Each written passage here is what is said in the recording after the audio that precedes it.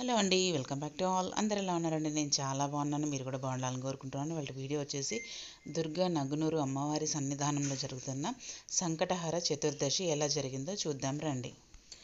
హే రంభా మదమోదిత మమ సంకష్టం నివారయ నివారయ. హే రంభా మదమోదిత మమ సంకష్టం నివారయ నివారయ.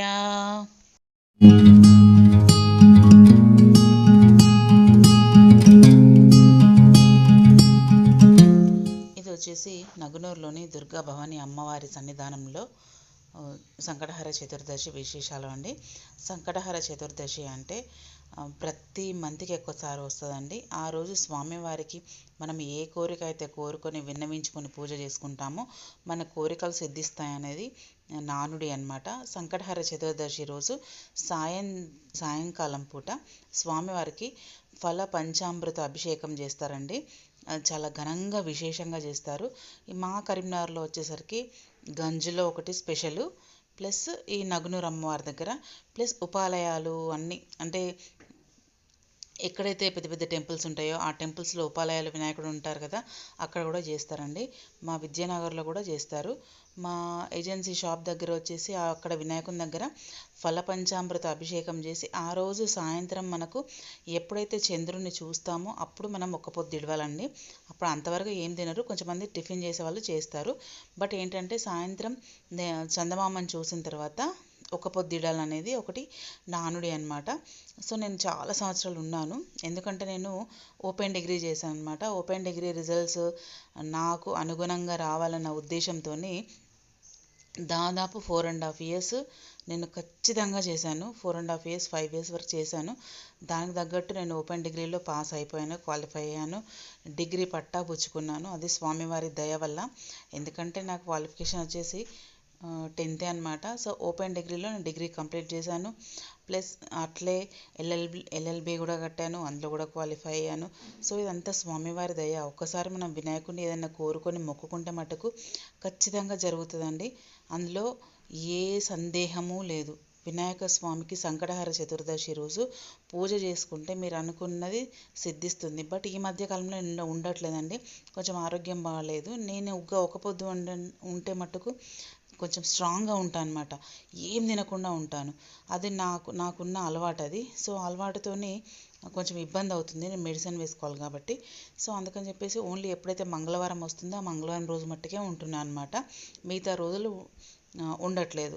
So continue 4-5 years అయితే ఉన్నాను. దానికి తగ్గట్టుగానే నేను డిగ్రీ పాస్ అయ్యాను. స్వామివారి అనుగ్రహం కూడా దొరికిందండి నాకు. ఇదిగోండి స్వామివారి హారతి తీసుకున్నాక మళ్ళీ మీతో మాట్లాడతాను.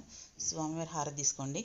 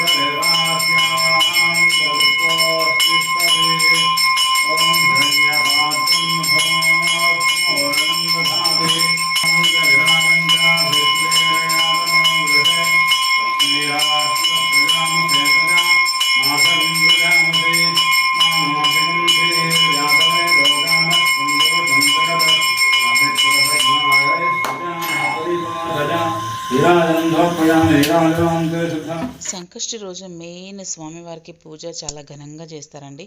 ఆ రోజు మనం ఈ మంత్రం జపించుకుంటే ఇంకా మంచిది. నేను గంజులో విన్నాను. మనతో 21 మార్లు జపిస్తారనమాట. సో స్వామివారికి అభిషేకం చేసిన తర్వాత అలంకరించే టైంలో మనకి ఈ మంత్రం జపానికి ఇస్తారనమాట. హే రంభా మదమోదిత మమ సంకష్టం నివారయ నివారయ. హే రంభా మదమోదిత మమ సంకష్టం నివారయ నివారయ.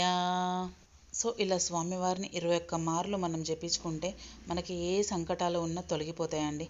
సో ఇదండి ఇవాళ వీడియో. ఎలా అనిపించిందండి? చూసి like, share, comment and subscribe my channel. Bell icon press చేయండి ఫర్దర్ నోటిఫికేషన్స్ కోసం. థ్యాంక్స్ అండి. Thanks for watching.